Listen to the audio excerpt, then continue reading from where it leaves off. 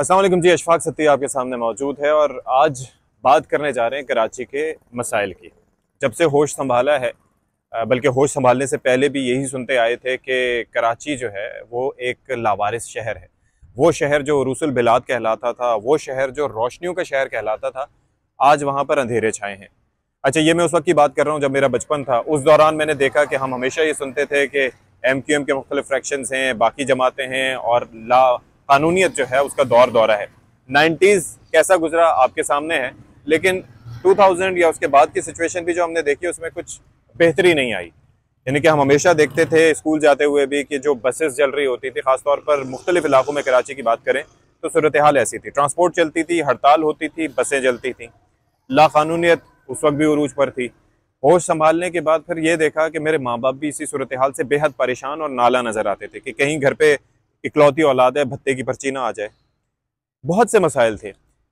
उन सारी चीज़ों को मद्देनज़र रखते हुए फिर मेरे माँ बाप ने यहाँ से सारा अपना अमलाक और असबाब जो हैं उनको फ़रोख्त करके इस्लामाबाद शिफ्ट करने का फ़ैसला किया। खैर, रिस्क मेरा यहाँ पर लिखा था, एजुकेशन यहाँ पर लिखी थी, आई केम बैक टू कराची। लेकिन एक मसला जो हल नहीं हुआ वो अमन अमान का था।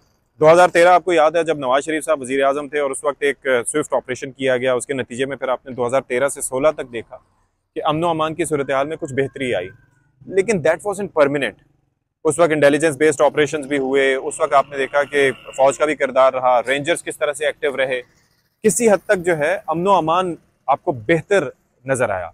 लेकिन फिर आप देख लें कि आज ये सूरत हाल है कि पीपल्स पार्टी की गवर्नमेंट हो, किसी और जमात की गवर्नमेंट हो, बल्कि सबसे ज़्यादा तो स्टेक होल्डर्स पीपल्स पार्टी वाले ही हैं, लेकिन अमन अमान की आप सूरत हाल देख लें। फिर निगरान गवर्नमेंट हो या कोई भी गवर्नमेंट हो, आप देखें कि लोग अपने हाल से बेहाल दिखाई देते हैं। लोग लुट रहे हैं, डकैतियां पड़ रही हैं, राह चलते महफूज नहीं, ATM जाते महफूज नहीं। आगे चल के मैं ATM के हवाले से भी बात करूंगा। उसके अलावा उनसे उनकी खुशियां छीन ली गई हैं। अच्छा, दूसरे शहरों से कराची को गरीब परवर शहर कहा जाता है। दूसरे शहरों से लोग, अबे तुझे साइड से उधर से नहीं जाया जाता, तुझसे यहाँ से इलेक्ट्रिक्यूट हो जाएगा, करंट लग जाएगा, कहेंगे कि घर वाले कि जी वो बिजली के खंभे का कसूर था, जालिम।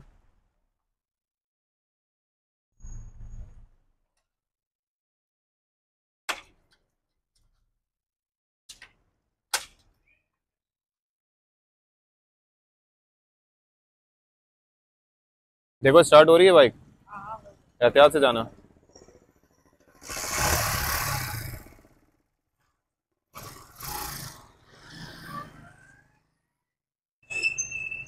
चल रहा है।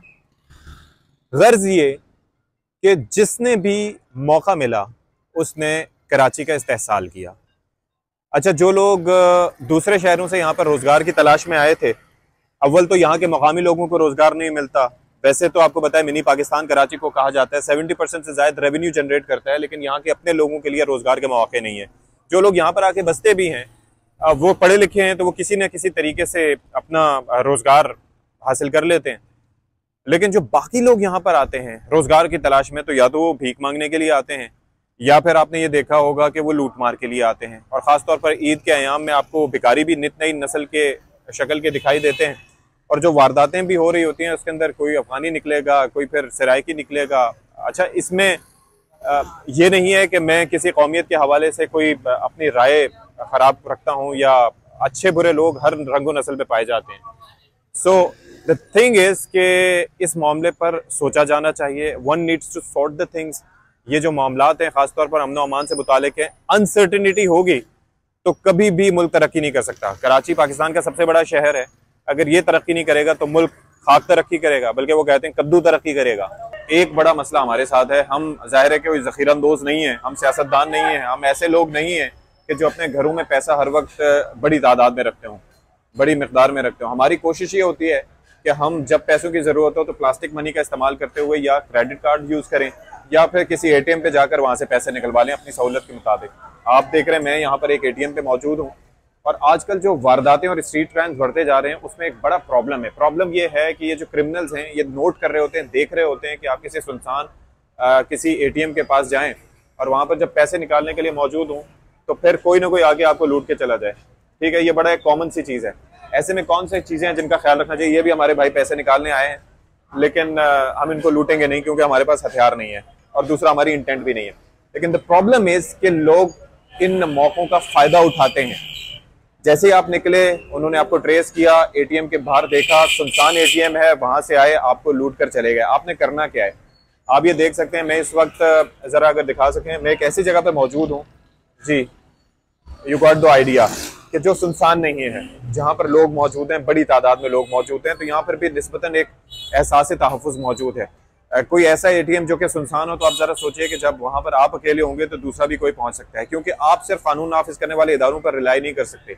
दूसरा यह है कि अगर आप एटीएम के अंदर जाएं तो लाजमी तौर पर उसको बंद कर लें, दरवाजे को लॉक कर लें। उससे इतनी सेफ्टी नहीं होगी, लेकिन फिर भी कोई अंदर नहीं घुस सकेगा फॉर द टाइम बिंग।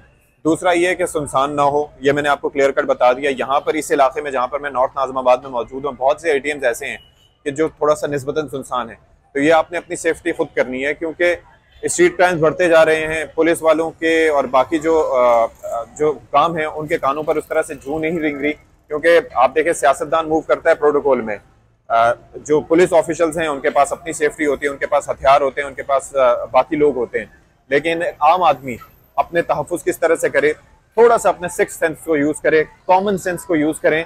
आपकी ज़िंदगी बहुत प्यारी है, अपने अहले खाना के लिए, अपने प्यारों के लिए, तो लाजमी तौर पर जाएं। पैसे ज़ाहिर है कि हम हर वक्त घर में नहीं रख सकते, एटीएम हमने आना है और अपनी जान को भी बचाना है। तो ये समझें पब्लिक सर्विस मैसेज है मेरी तरफ से, जो मैं देना चाह रहा था कि थोड़ी सी एहतियात करें और अपने आप को बचाएं और अपनी ज़िंदगी बचाएं। और खुदा न खास्ता अगर ऐसा मौका आए कि कोई आपको लूटने के लिए आ जाए, तो यकीन कीजिए कि पैसा फिर भी हाथ की मैल है, वो आ जाएगा वन वे और द अनदर।